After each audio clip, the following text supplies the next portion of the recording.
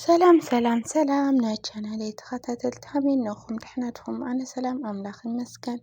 በብድናኹም ሰላምኩም ብዙሕ ትርፍ ይበለለይ እናበልኩም እምበኣርኸስ ንቻናለይ ሓደሽቲ ዝኾንኩም ሰብስክራይብ ብምግባር ቤተሰብ ሁኑ። ቤተሰብ ድማ ከም ብልሙድ ላይክ ራኣይ ዝኾነ ኮሜንትኩም ኣብ ኮሜንት ኣቕምጡለይ ማለት እዩ። ስለትገብሩለይ ምብርታዕ ድማ ካብ ልቢ ይቐኒለይ እናበልኩም ከመይ ቀኒኹም ከ ድሕና ዲኹም? ኩሉ ሰላም እናበልኩ ክቡራተይ ያው ሎምቐነ ጠፍአ ማለት እዩ ብስራሕ ምክንያት ናብ ዩቱብ ቅልቅል ኣይወኹይ ነዊሕ ገብረ ማለት እዩ ክቡራተይ ካብ ዘይመፅእ እና ከመይ ቀኒኹም ከ ድሕና ዲኹም? ትናፍቕኩም ክቡራት ቤተሰበይ እና ናይ ሎማዓንቲ ደሞ ግርም ልብል ብዞም ትናፈቕቲ ኣይ ስለሶም ይሓስብ ማለት እዩ ካብ ኦንላይን ጠፍአሲ ስለሶም ይሕስብ ቀኒዩ ማለት እዩ። እና ያው ከም ዝፍለጥ ናይ ሊሊ ፋይል ከም ዝተሰረቀ እዩ መቐናዩ ላተወዓውዕ ቀኒየና ከም ዘይረአየ ኣሌክስ ድማ ከም ዘይረአየ ምንም ከም ዘይወሰደ ይናገር ነብሩ።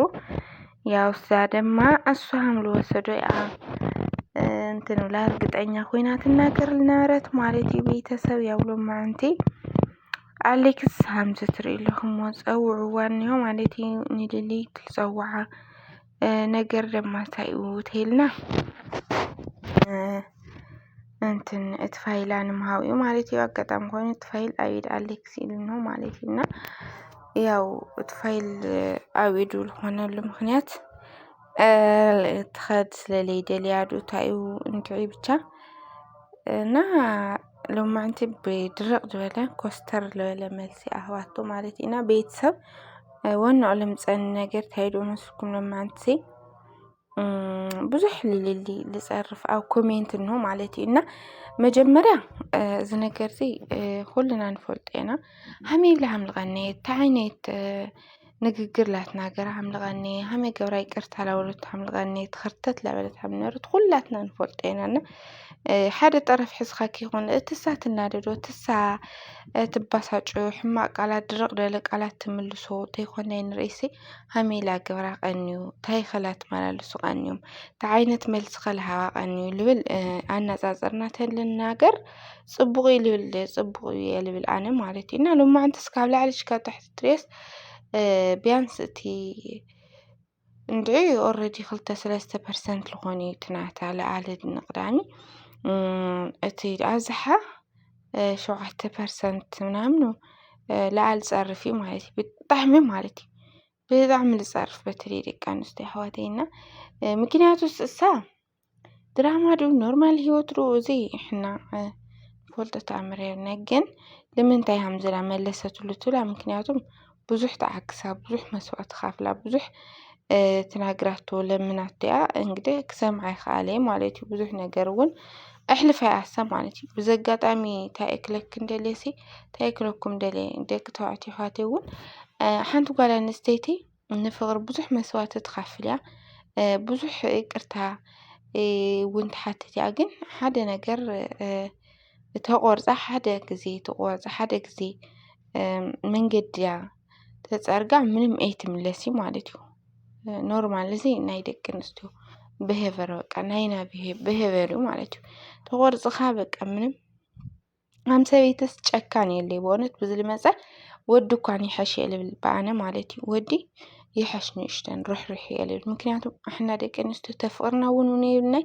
ሓደ ግዜ ሰብ ተፀሊእናዮ ሓደ ግዜ ተቆሪፅና እውን ብጣዕሚ ጨካናት ካብ ማንም በላይ ጨካናት ፍጥረት ኢና ማለት እዩ። እና ሕዚ እውን ሎማዓንቲ እቲ ምፅፋዕ ያው ጌጋ ልክዕ ጌጋ እዩ ዋላ እንድትባሳጨ ትባሳጨይ ንሰብኣይ ምፅፋዕ ብጣዕሚ ጌጋ እዩ ዓብይ ጌጋ ማለት እዩ። እና እቲ መልሲ ፀርፍታት እውን ፅቡቅ ኣይኮነን ፀርፍስ ናይ ደካማ ሰብ እዩ ዳኣሚ ምንም ኣነ ናይ ጠንካራ ሰብ እዩ ብለ ኣይጥርጥሪ ማለት እዩ ኣይሓስቦ እውን እና እቲ ሕማቅ ፀርፊ እውን ብጣዕሚ ጌጋ እንህዋ ኖርማሊ እቲ ምፅፋዕ እውን ካብ ማንም ብላዕሊ ዝኻፍአ ነገር ፀፍዓቶ ብምኻድ እዩ ማለት እዩ። እና ያው ፀርፊ እንተይኮነስ እቲ ዘድሊ ርእቶኹም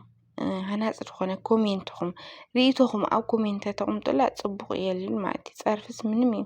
تايك حنصا تايك غيرها تايك كمرة ندعي صرفس بزح تصرف هذه كنس جنخل مالتي كورات لمن تايخن من تايبات تصرفها الثالثنا على وش اللي ولا جيجينيا تونسي وش البسلة نجر كل يوم مالتي سوون يا بزح نجر لوك تخني كداتني يلولو بتشاجن حنا من نفلتو تعمر سلالي لنا استوديو جيجينيا سالول هذا أملاكي فلتو يو حنا لمزقوا نجرنا رأنا أنا عذر وصار لنا دام وش تم سبح لهم يفلتو وش تم تواساس لهم منهم مالتينا يو جن أتنايلهم مع جيجا نورمالي أو عيو كناتو ود سواي كصفعي ولي نوري ولا جيجا تهلي وسي تخيل خاطر الديات خاطر لي الخالدة حرق خيو من قدو انت نخيو تخدع من قد قيس تخدع مصفع بدعمتي لورا نجري بسرو بونت بتعملي دبريال البعانة مالتينا عتم عقوبين تصحفوا تصعرفوا دما بونت وي بزقات عمي أو همزي تملخت الولو اللي يسوون لو ما أنتي مالتي ولا ما جيجا طفاتات بزح طفاتات لا ينمرقن لو ما أنتي بتعمي إدنا يمكن تعجزتو كمان بلاي تاقاشي بتعمي مالتينا بزقات عمي كيدنا خوي حلفي عقوس إنه وين قاس اللي مساي حقوس يخاتخون مالتي نجا ليه تحسك أي تتحاسبون تنادخات جورو نجر نجا وجا إلى خفلك مالتينا لما أنت تنادنا نجورو نجا بيعزفي وجا يخفلنا مالتي أما اليوم نجر توكلنا نوسن حما نجر نجبريلنا مالتي بسقات عمي لما أنتي عوية جيجا تجاجا سدما يو بتعكس تشون فوا مالتي وتسقطها مالتي إني لبها مسوي صوتها عوية قطعتي مالتي ونت لبتليكا حادث الهون أنا قرت ناقر خيهون وقال جبر خاسي بإشتا تحلفو إذا نقر عوية قطعت عوية مالسي مالتي لبنا هو نقرنا بزقات عمي أليكسي يمشخه للدما لبونيها خزنا قرز كي دقام نبل نفوتو مالتي هم ترلوهما بصفعتي على صفعات غيرها بتورقت لها فايل مالتينا تنكي وها هند مخادي هو همستريوا بصفعتي عجز وصفعات غيرها مالتي بيتسا الناس بقون هوني بعنا هم أنا تخونو كن يو غيرات طلا لبونيها بعنا كوراتي بيتسوي نامي تشرشان نجري مالتيو تعقسات نكون كاف تعقست بزحين هنتقم مالتيو إننا وسن تقدمنا نوستنوم نجرات لما مسواتي نجا خبر مسواتي يخفلني أما نتنقى ناولخو بزيك سنة وتوكم سسنا يبقى سالي فيديوس كامنا راكب كوراتي